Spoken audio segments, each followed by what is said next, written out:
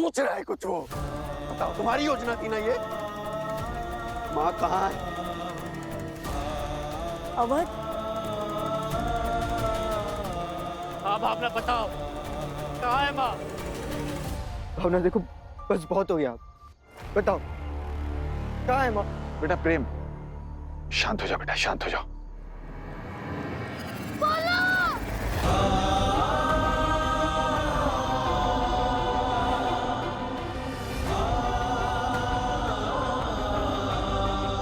अब तुम कुछ बोलोगे नहीं? क्या ना छोड़ दो मुझे। मैंने पहले भी कहा था कि चले जाओगे, मगर नहीं। अब देखो क्या हुआ। चले जाओ यहाँ से, चले जाओ, चले जाओ।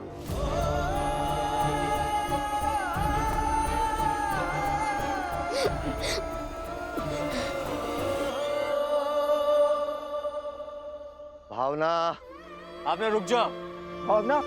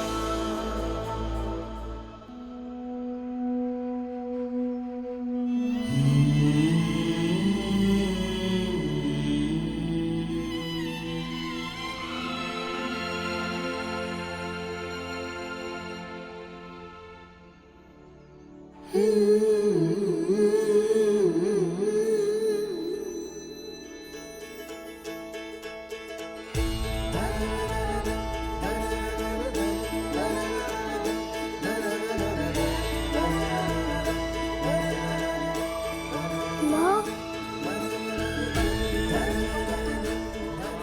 चाची, भाभी, भाभी, वाजपेयी जी, भाभी। माँ,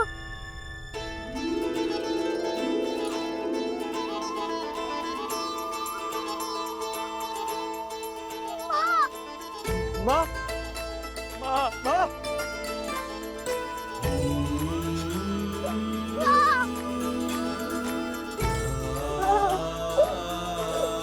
वो तो कहाँ चली गई थी माँ?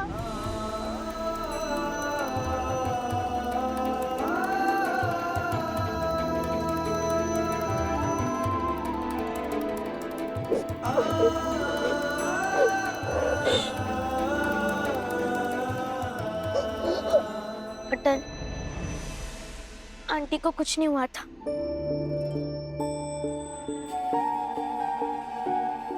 मैंने कहा था आंटी से कि आप थोड़ी देर के लिए छुप जाइए। ऐसे कैसे छुप जाइए? तो पता भी था कि हम कितने परेशान हो गए थे।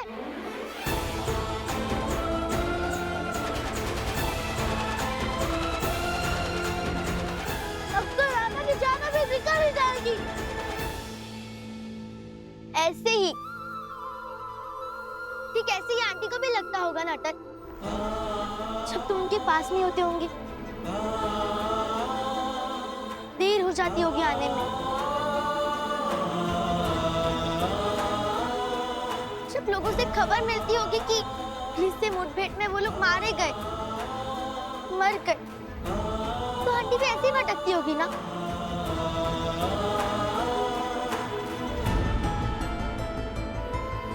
बोलो बोलो ना अटल।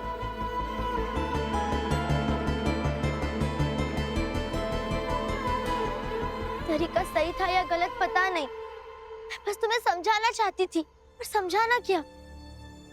इन सबकी बातें, इच्छाएं, भावनाएं जानती थी।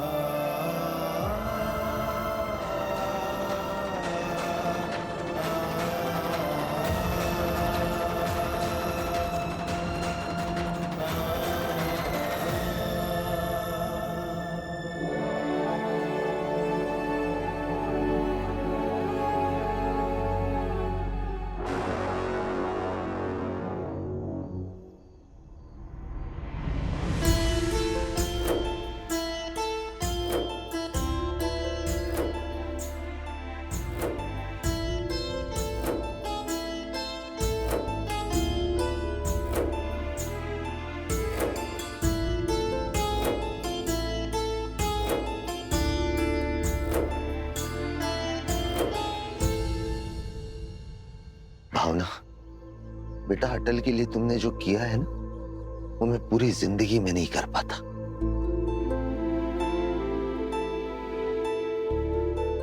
अटल की प्रतिक्रिया क्या होगी क्या नहीं मुझे नहीं पता, लेकिन मैं दिल से तुम्हें धन्यवाद कहना चाहता हूं।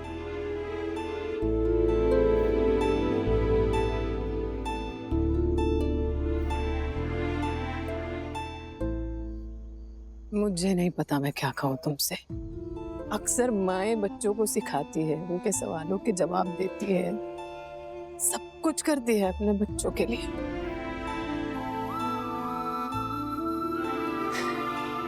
लेकिन आज इस बेटी ने इस माँ के लिए जो किया है वो मैं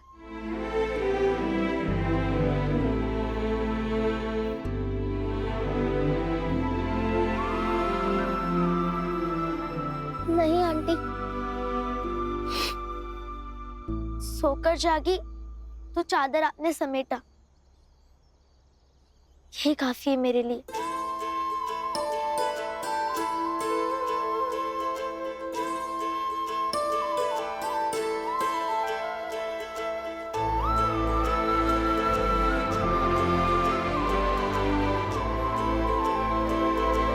चलो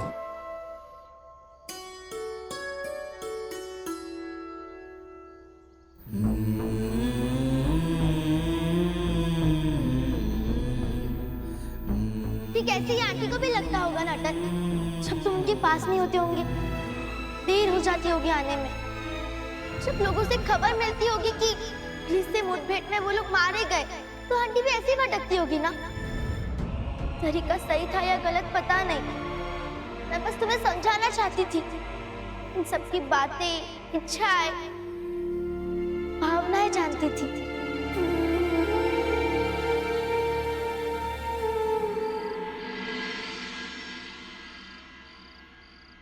सदा, बरामदे में रोशनी क्यों नहीं हुई अब तक? फिर वही, कितनी बार कहा है, बिना कांच के पलीता कालक फैलाता है, फिर भी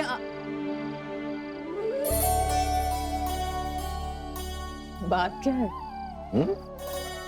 ऐसे अकेले बैठे बैठे मुस्कुरा रहे हैं आप? नहीं, देखो ना कितनी अजीब बात है। पहले जब अटल देर से घर आता था तो मन में एक अजीब सा भय होता था, आज डर नहीं लग रहा।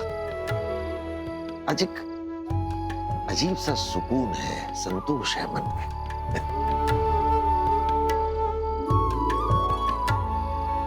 मुझे भी ऐसा ही कुछ लग रहा है। उम्मीद तो कर सकते हैं आपकी ये रात अटल के जीवन में करवट लेकर आएगी।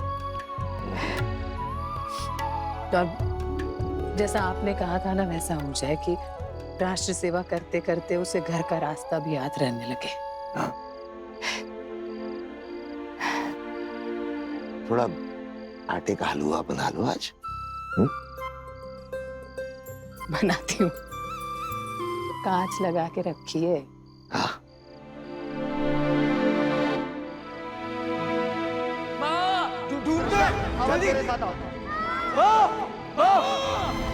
ठीक ऐसे ही आंटी को भी लगता होगा नाटक, जब तुम उनके पास नहीं होते होंगे। तरीका सही था या गलत पता नहीं, मैं बस तुम्हें समझाना चाहती थी।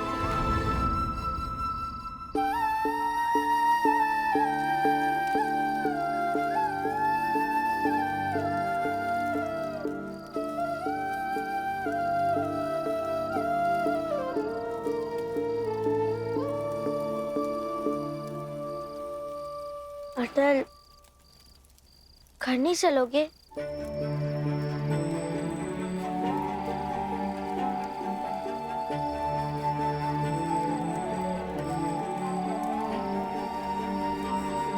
अटल, तुमने मुझ पर चिल्लाया, गुस्सा किया, सब जायज था और शायद होना भी चाहिए।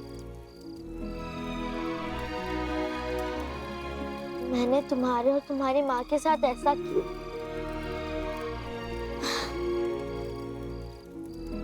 अटल, तुम्हारे दिल में कुछ बातें तो कह दो।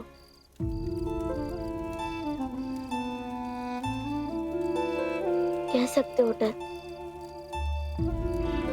मैं समझदार तो हूं मैं कि तुम्हारी बात समझूंगी। मैं देश सेवा करना चाहता हूँ, मगर आज घर वालों और माँ ने जो किया उसे देखकर पता चला कि वो सब भी मेरा उतना ही ख्याल रखते हैं जितना मैं उनका रखता हूँ। मगर अभी कुछ समझ में नहीं आ रहा है क्या करूं।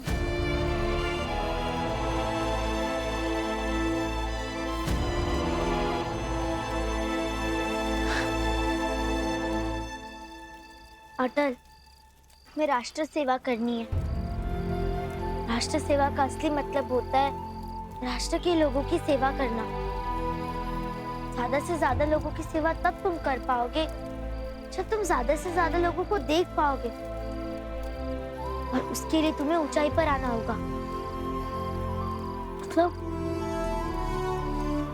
किस ऊंचाई की बात कर रही हो तुम? बताती हूँ। भीमराव अंबेडकर के पिता ने भीमराव से कहा था कि भीमराव, जब तुम पढ़ोगे तभी ऊंचे बन पाओगे।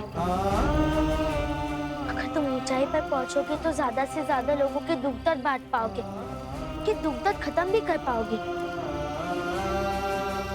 अटल, देशभक्ति के सारे रास्ते सही है। गोलियां चलाने वाले और गोलियां खाने वाले दोनों सही है। लेकिन अटल, तुम्हारे दादाजी से लेके तुम्हारे पिताजी तक सबको ये लगता है कि तुम्हारा रास्ता वो होना चाहिए जो राजयोग तक जाता हो। रास्ता एक हो तभी मंजिल मिलती है, और यहाँ से तुम्हें एक रास्ता चुनना है अटल, निर्णायक रास्ता।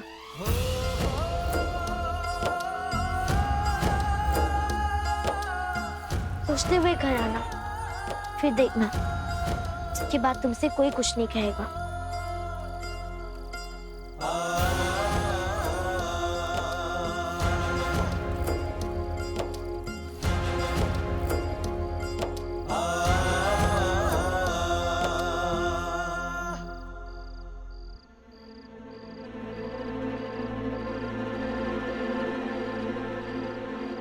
रुको।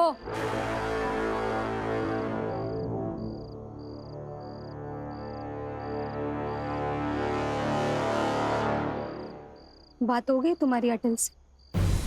समझा दिया अटल को ना? क्या कहा उसने? मान गया तुम्हारी बात? बन गया साधु? अरे नहीं नहीं, बताओ ना, तुमने जो ये बिना सोचे समझे खुद के साथ साथ माँ, बाबूजी और हम सब की जिंदगी दांव पे लगाकर इतना बड़ा खेल रचा, उससे अटल सुधर गया? बदल दिया उसने अपना रास्ता? वो हमारी मनस्थिति परिस्थिति समझ गया और स्वीकार कर लिया तुम्हारी बात? नहीं, मुझे बताओ ना, हम इस बात से अभी निश्चिंत हो जाए कि वो अब इस घर परिवार का आज्ञाकारी बन जाएगा? क्या हुआ? चुप क्यों? बोलो भावना, बताओ ना। भावना, डरो मत, बोलो, अटल देवर जी ने क्या कहा?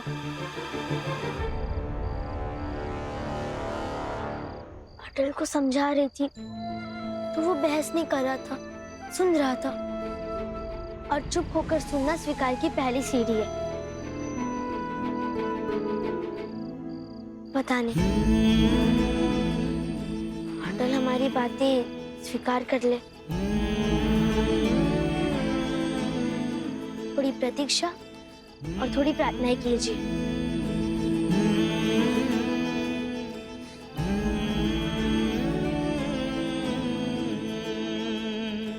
दीदी, आप अटल देवर जी से इतना नाखुश क्यों रहती हैं? तुम नहीं समझोगे।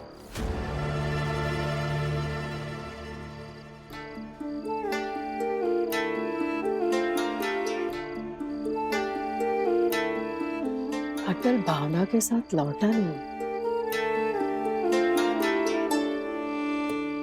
चिंता मत करो कृष्णा, इस बार जब अटल घर लौटेगा ना तो देख लेना, सिर्फ क्रांतिकारी अटल नहीं, हमारा बेटा अटल भी घर लौटेगा।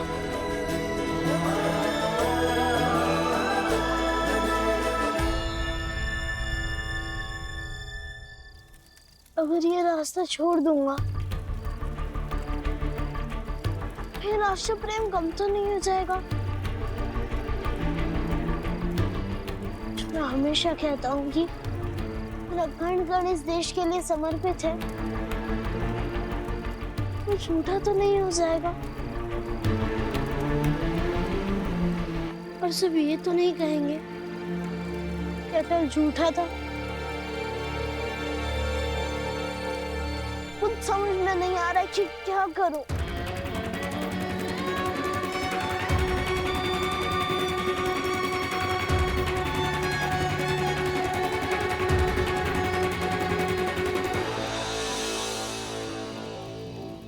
अब तो एक ही जगह है तो सही मार्गदर्शन मिल सकता है।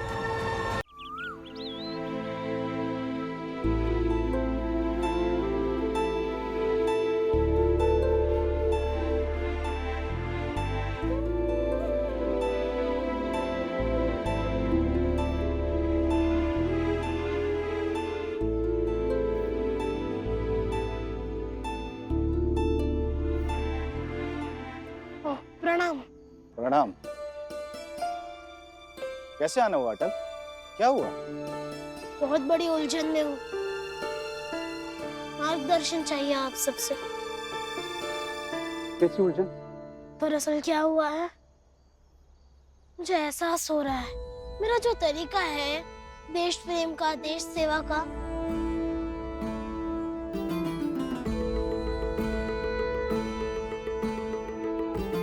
रात 2 बजे के आसपास कुछ अंग्रेज बक्से में पैसे लिए इसी इलाके से गुजर रहे। रुक जाइए, नहीं तो गोली चला दूंगा। गोली हम भी चला सकते हैं।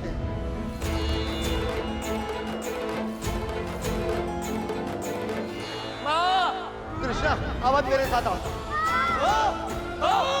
ठीक ऐसे ही आंटी को भी लगता होगा ना अटल, जब तुम उनके पास नहीं होते होंगे। और यहाँ से तुम्हें एक रास्ता चुनना है अटल, निर्णायक रास्ता। अब आप ही बताइए क्या करूं? ये ऐसी चीज है कि मैं देश सेवा छोड़ भी नहीं सकता, मगर कुछ समझ नहीं आ रहा मुझे क्या करूं, आप ही बताइए।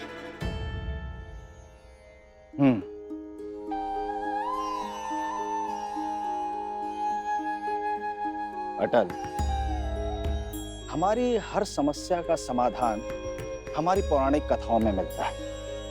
जब व्यक्ति उलझा हुआ होता है तो उसे अपनी संस्कृति के पन्नों को खंगोल के देखना पड़ता है, तब हमें हर समस्या का समाधान मिल जाता है, हर उलझन सुलझ जाती है। मैं समझा नहीं।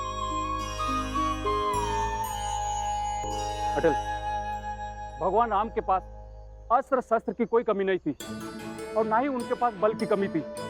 अगर वो चाहते तो अपनी ताकत के साथ सत्ता चला सकते थे। उन्होंने सत्ता की मंजिल सेवा के मार्ग पर चलकर ही चुनी। वनवास जाते समय अगर राम धनुष उठा लेते तो कौन भेजता उन्हें वनवास, मगर गए।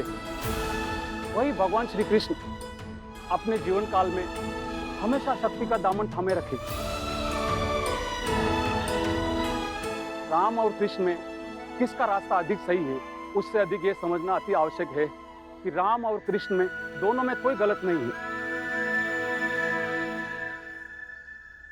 तुम स्वयं भगवान राम के रास्ते पर चलो, उसमें कोई उलझन ही नहीं है। जो भगवान श्री राम के रास्ते पर चलते हैं वो उलझे हुए हो ही नहीं सकते हैं।